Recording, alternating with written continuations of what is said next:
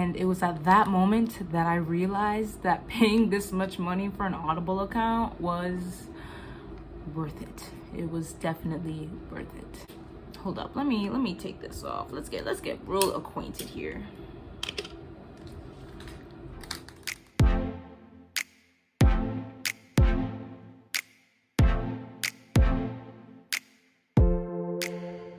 Hey guys, welcome back to my channel. It is me, OlamiRead, and in today's video I'm trying out something different on my channel where I geek out about a book that I recently read and just kind of cover like the plot and my top 3 notable parts from the book. And in my first video I really want to talk about Trevor Noah's Born a Crime. I just finished it yesterday and this is the first thing I wanted to do afterwards, was come in front of a camera and talk about it.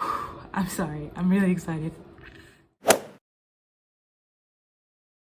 Okay, so first let's start out with the main idea of the book. So this book, Born a Crime, is an autobiography by Trevor Noah, which, side note, I love autobiographies. I think they're my favorite books to read because it's very rare now that you actually get to hear the opinions from the individual, especially with the news source and everything. It's a bunch of news broadcasts giving their opinions and their ideas, their speculations, their assumptions, but I just enjoy that with autobiographies, you get to hear straight from the source. So I just love to hear people's stories, how they became who they were and whatnot. But the interesting part about Trevor's book that's different from other autobiographies that I've read is that it's not really about him in his childhood growing up to where he is now today. The book primarily focuses on just him in his childhood living in South Africa.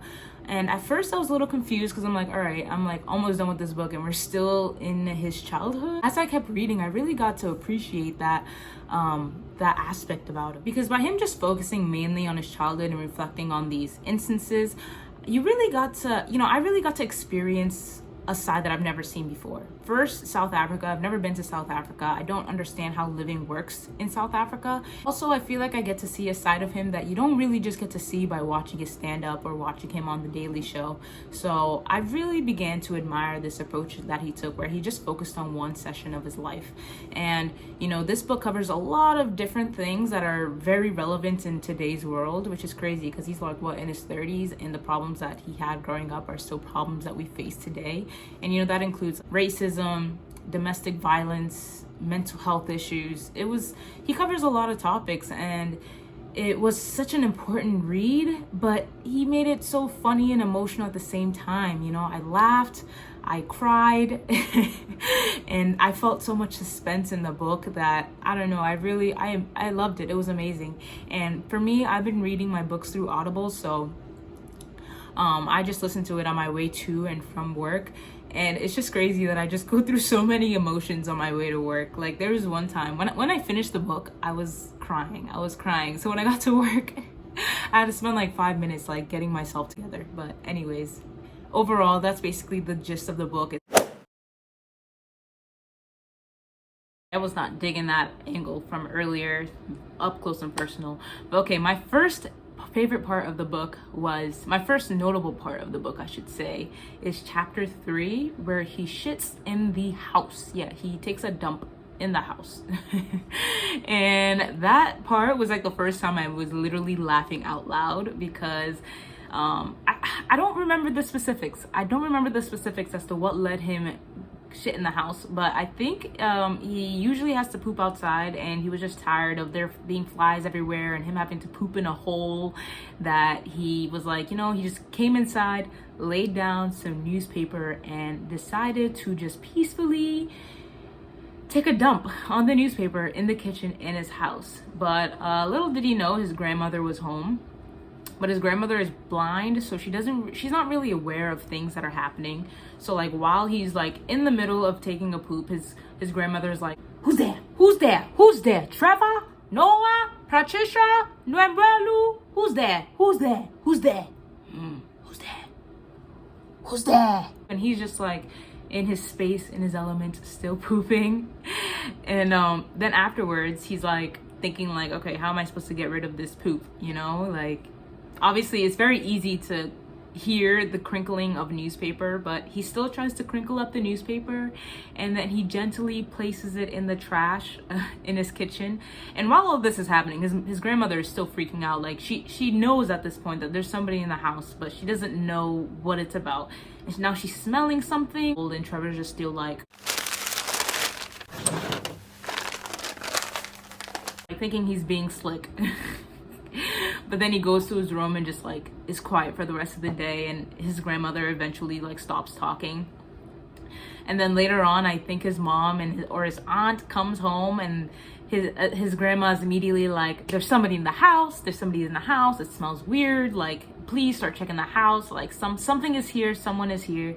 And so his mom and his aunt start sniffing around, start going around, and then eventually they find the feces.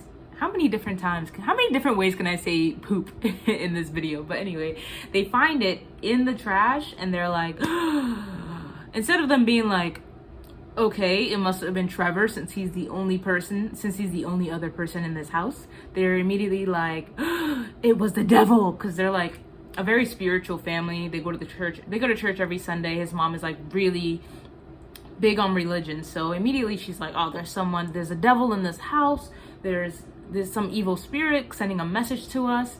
So then they just hold this huge ritual, like trying to like condemn this evil spirit in the household. They're like praying to God the whole time. Trevor's just like, and then his family's like, Trevor, we need you to pray because you speak English very well, and so like your prayers are a little bit stronger, so we need you to pray. So everyone's just like, everyone's silent. They all turn to Noah, and they're just hearing him pray, and he's just like, dear Lord, please condemn the evil spirits, but also forgive him because he didn't mean to do it. He just wanted to take a peaceful poop. Punish them, but don't punish them too hard because maybe they just wanted to poop in peace, in silence. In Jesus' name we pray. Amen. And honestly, it's just the whole scenario of it happening is just really funny. And I think what I appreciate most about Audible books is that he was the one narrating the story. So, and his voices are even funnier than mine. So that whole scene was really funny. His family never found out about it from what I could tell, but it really was just the highlight of my book. So that was the first piece that like really caught my attention. My second notable part of this book is chapter 14, where Trevor is getting ready to go to this really fancy dance. It doesn't seem to be prom, but it seems to be something equivalent to prom. And in order for him to get the whole scenario is great, from him finding a date to him preparing for the date and to him going there is amazing. But I don't want to give away that whole scenario. I'll just talk about one part that I thought was pretty notable, was the fact that after he got a date, his friend was like, all right, now we have to give you a makeover. And in order for you to have a makeover, he has like a really thick fro. So when he goes to the salon, they're like, you're gonna need a relaxer. So Trevor Noah gets a relaxer. And for those of us who've had a relaxer before, we're pretty familiar with the process. And it's basically this like chemical cream that you put in your hair that chemically straightens your hair. But this is his first one, so he doesn't really know how it goes down. So the salon person is putting the relaxer in his hair, and she's like, okay, once it starts to burn, let me know. And that's his first time being like, when it starts to burn? Like, that's questionable behavior. So he's like, okay. And Trevor, he only wants to do this once and one time only, so he waits until it really burns. Which I'm just reading it, oh my gosh, I'm just listening to it and I'm just like, oh no. It's like you just see the trail of events of when it's just not gonna bad things are gonna happen. So he's like, all right, I'm gonna wait till it really burns because I want it to be really straight. That's his thought process.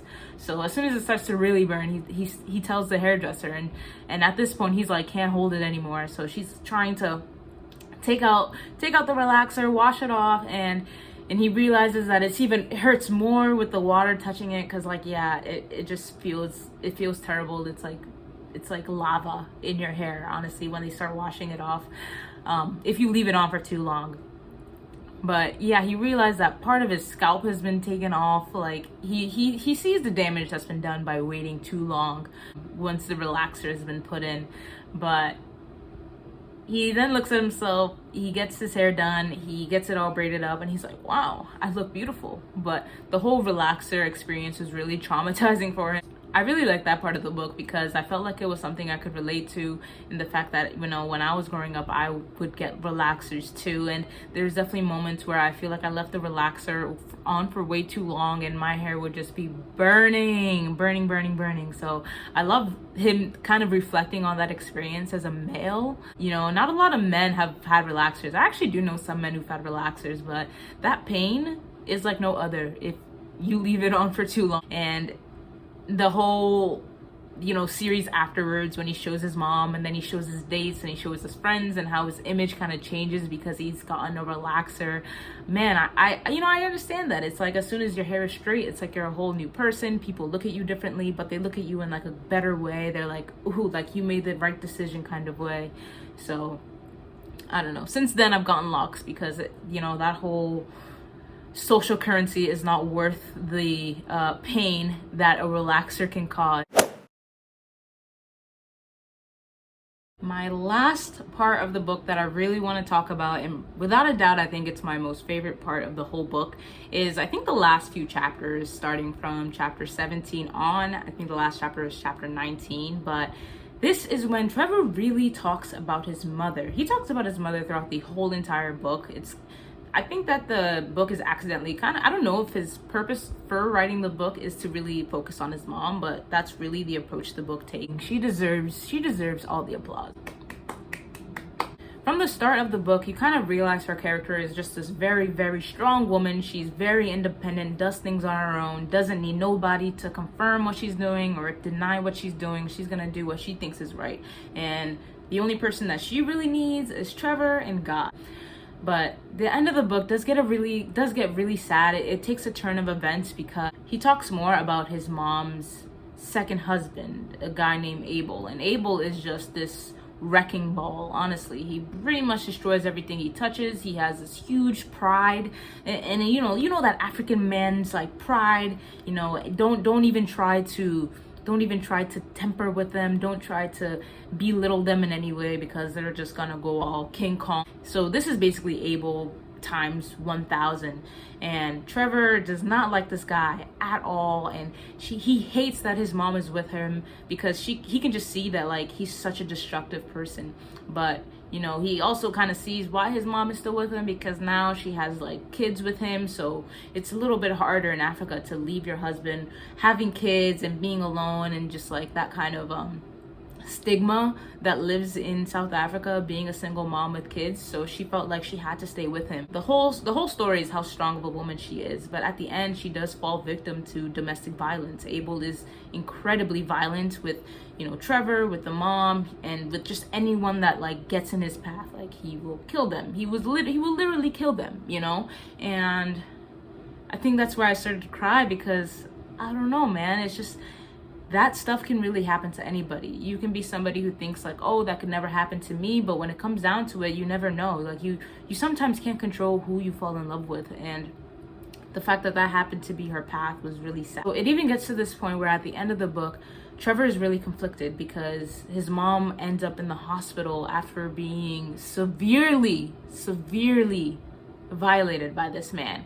And he basically has to make a decision like, okay, he could be millions of dollars in debt but saves his mom, or he can, you know, he would let his mom pass away in the hospital. You know, he wouldn't be millions of dollars in debt. And I think the biggest confliction is that his mom has always told him that, like, you know, you're gonna be the one to break the cycle. You know, living in poverty and just having to live day by day, not really sure what's gonna happen. His mom has always been like, you're gonna be the one to end it.